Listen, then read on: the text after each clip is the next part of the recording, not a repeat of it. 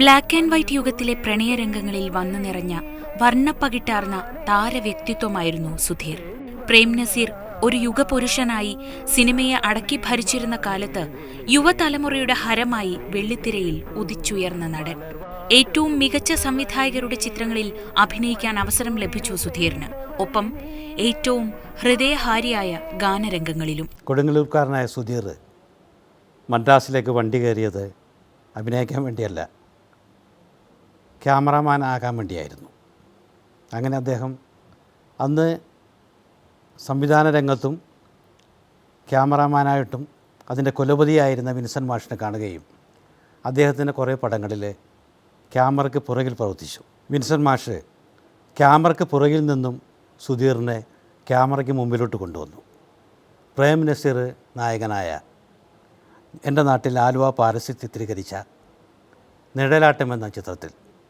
പക്ഷേ സുധീർ പിന്നീട് ഒരുപാട് ചിത്രങ്ങളിൽ അഭിനയിക്കുകയും പല ഗാനരംഗങ്ങളിൽ അഭിനയിക്കുകയൊക്കെ ചെയ്തു. നന്ദ്യാർ വട്ടപ്പൂച്ചിരിച്ചു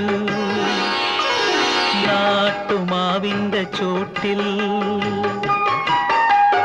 നന്ദ്യാർ വട്ടപ്പൂച്ചിരിച്ചു നാട്ടുമാവിൻ്റെ ചോട്ടിൽ, നിന്റെ നാണം കണ്ടു ജനം ചിരിച്ചു നാലും കൂടിയ മുക്കിൽ, നന്ദ്യാർ വട്ടപ്പൂച്ചിരിച്ചു.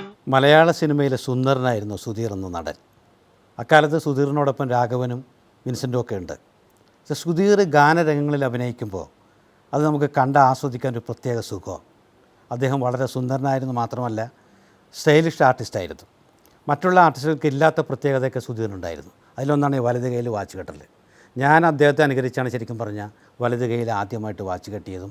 ഇന്നും ഞാൻ വലത് കൈയിലാണ് വാച്ച് കെട്ടുന്നത്. വിൻസെൻ്റ് മാഷ് എന്നെ സംവിധാനം ചെയ്ത തീർത്ഥയാത്രയിലെ ഒരു ഗാനമുണ്ട്.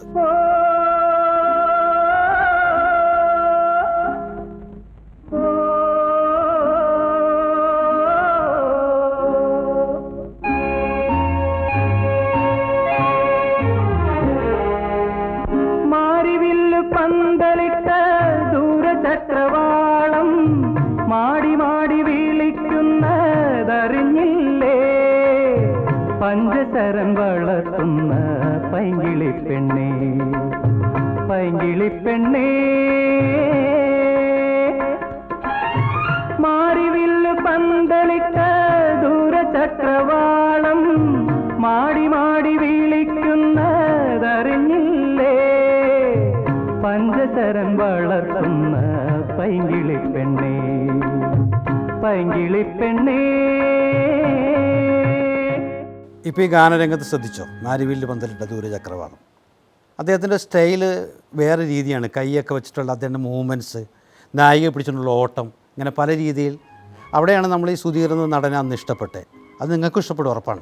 കാനനത്തിൽ പുഷ്പമാസം വർണ്ണാക്ഷരങ്ങളാ കാമലേഖമെഴുതിയറിഞ്ഞില്ലേ,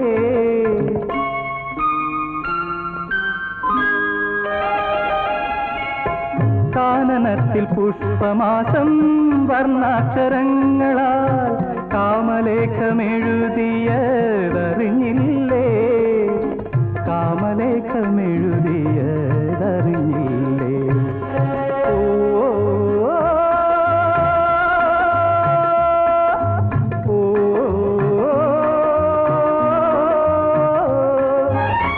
മാറിവില്ലു പന്തലിട്ട ദൂരചക്രവാളം മാടി മാടി വിളിക്കുന്നതറിഞ്ഞില്ലേ, പഞ്ചശരൻ വളർത്തുന്ന പൈങ്കിളി പെണ്ണേ, പൈങ്കിളി പെണ്ണേ.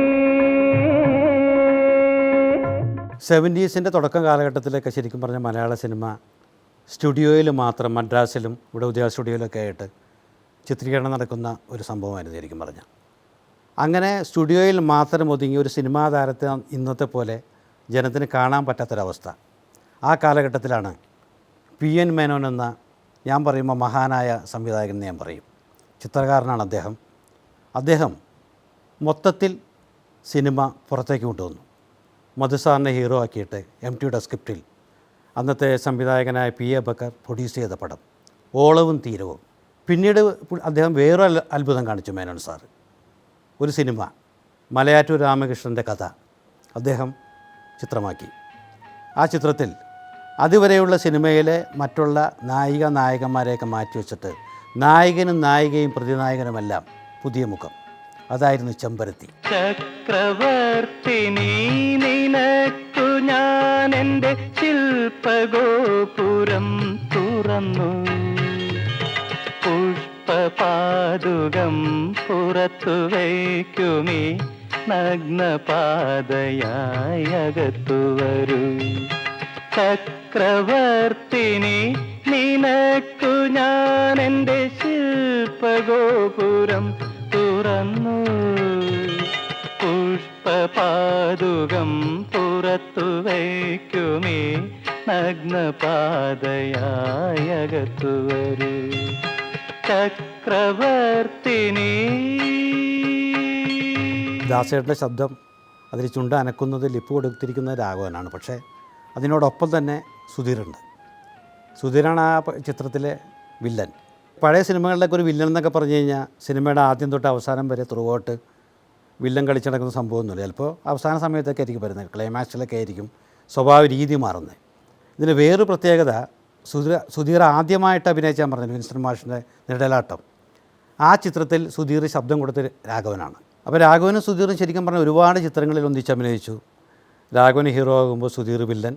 പക്ഷേ അവർ വലിയ സുഹൃത്തുക്കളായിരുന്നു. ഒരു കാലഘട്ടത്തിൻ്റെ മലയാള സിനിമയുടെ ഞാനൊക്കെ വരാൻ വേണ്ടി കാത്തിരിക്കും, സുധീർക്കടെ ഫോട്ടോ വരാനും അത് വെട്ടിയെടുത്തിട്ട് മുറിയിൽ വെക്കാനും ഒക്കെ ആയിട്ട്. ശാരദേന്ദു കലച്ചുറ്റിലും കനക പാരിജാതമലർത്തൂകും ശില്പകന്യകൾ നിന്റെ വീഥികളിൽ രത്നകമ്പളം നീർത്തും. കാമമോഹിനികൾ നിന്നെ എൻ ഹൃദയ കാവ്യലോക സഖിയാക്കും. മച്ചകങ്ങളിലെ മഞ്ജുശയ്യയിൽ ലജ്ജ കൊണ്ടു ഞാൻ മൂടും, നിന്നെ മൂടും. ചക്രവർത്തിനി നിനക്കു ഞാൻ എൻ്റെ ശില്പഗോപുരം തുറന്നു, പുഷ്പപാദുകം പുറത്തു വയ്ക്കുമേ നഗ്നപാതയായി അകത്തു വരൂ. ചക്രവർത്തിനി. വിൻസെൻ്റ് മാഷ് സംവിധാനം ചെയ്ത അച്ചാണി എന്ന സിനിമ അന്നത്തെ ഒരു സൂപ്പർ ഹിറ്റ് സിനിമയാണ്. പിന്നീട് ഈ കാലത്ത് കുറച്ച് വർഷങ്ങൾക്ക് മുമ്പ് കൊച്ചിൻ അനീഫൊക്കെ ഒരു പടം ചെയ്തല്ലോ, വാത്സല്യം മമ്മൂക്കാനെ വെച്ചിട്ട്. അത് സൂപ്പർ ഹിറ്റായിരുന്നില്ലേ. അതിൻ്റെ മൂത്ത ജ്യേഷ്ഠൻ എന്ന് പറയാം അച്ചാണി. ഏകദേശം സെയിം കഥയാണ്. അതും ഹിറ്റാണ്, ഇതും ഹിറ്റാണ്. അന്ന് എൻ്റെ ഓർമ്മ ശരിയാണെങ്കിൽ ദാസേട്ടന് ആ വർഷത്തെ ഏറ്റവും നല്ല ഗായകനുള്ള സംസ്ഥാന അവാർഡ് കിട്ടുന്നത് അതിലാണ്, എൻ്റെ സ്വപ്നത്തിൻ താമര പൊയ്കയിൽ. അതിൽ ആ പാട്ട് സീനിലും സുധീറുണ്ട്. പിന്നെ ആ പാട്ടിന് പ്രത്യേകത ദാസേട്ടൻ പാടി അഭിനയിച്ച ഒരു ഗാനമാണത്. എന്റെ സ്വപ്നത്തിൻ താമര പൊയ്കയിൽ വന്നിറങ്ങിയ രൂപവതി, നീലത്താമര മിഴികൾ തുറന്നു നിന്നെ നോക്കി നിന്നു. ചൈത്രം നിന്റെ നീരാട്ടു കണ്ടു നിന്നു. എന്റെ സ്വപ്നത്തിൻ താമര പൊയ്കയിൽ വന്നിറങ്ങിയ രൂപവതി, നീലത്താമര മിഴികൾ തുറന്നു നിന്നെ നോക്കി നിന്നു. ചൈത്രം നിന്റെ നീരാട്ടു കണ്ടു നിന്നു. ഈ സുധീർ എന്ന നടൻ്റെ ശരിക്കുള്ള പേര് എൻ്റെ പേരായിട്ട് സാമ്യമുള്ള പേര് അബ്ദുറഹീം. സുധീറിൻ്റെ വാപ്പ ശരിക്കും സുധീറിന് ഒരു എഞ്ചിനീയർ ആകാൻ വേണ്ടിയിട്ട് ആഗ്രഹിച്ച സ്വന്തം മകനെ അങ്ങനെയൊക്കെയാണ് നമ്മൾ ആഗ്രഹിക്കുന്നത്. പക്ഷേ സുധീർ അവിടത്തൊക്കെ ചാടി അദ്ദേഹം വളരെ ന്യൂട്രൽ മദ്രാസിലെത്തി. അദ്ദേഹത്തിൻ്റെ ലക്ഷ്യം സിനിമയായിരുന്നു. അങ്ങനെ ഒരുപാട് ചിത്രങ്ങളിൽ അതിമനോഹരമായ ഗാനങ്ങൾ ദേവരായ മാഷിൻ്റെയും വയലാറിൻ്റെയും ഭാസ്കരൻ മാഷിൻ്റെ AT ഉമ്മറിൻ്റെ അർജുനൻ മാഷിൻ്റെയും തമ്പിസാറിൻ്റെയൊക്കെ ഒരുപാട് നല്ല ഗാനങ്ങൾ നമ്മളിപ്പോൾ ഇപ്പോഴും ഈ പഴയ ഗാനങ്ങളൊക്കെ റേഡിയോ കേൾക്കുമ്പോൾ അതിൽ 10-20 പാട്ട് കേൾക്കുമ്പോൾ ഒരു പാട്ടെങ്കിലും സുധീർ പാടി അഭിനയിച്ച പാട്ടുണ്ടായിരിക്കും. എന്റെ ഭാവനാരസലവനത്തിൽ വന്നു ചേർന്നൊരു വനമോഹിനി, എന്റെ ഭാവനാരസലവനത്തിൽ വന്നു ചേർന്നൊരു വനമോഹിനി, വർണ്ണസുന്ദരമാം താലങ്ങളേന്തി വന്യപുഷ്പജാലം നിരയായി നിന്നെ വരവേൽക്കുവാനായി ഒരുങ്ങി നിന്നു. ആ ആ ആ ആ ആ ആ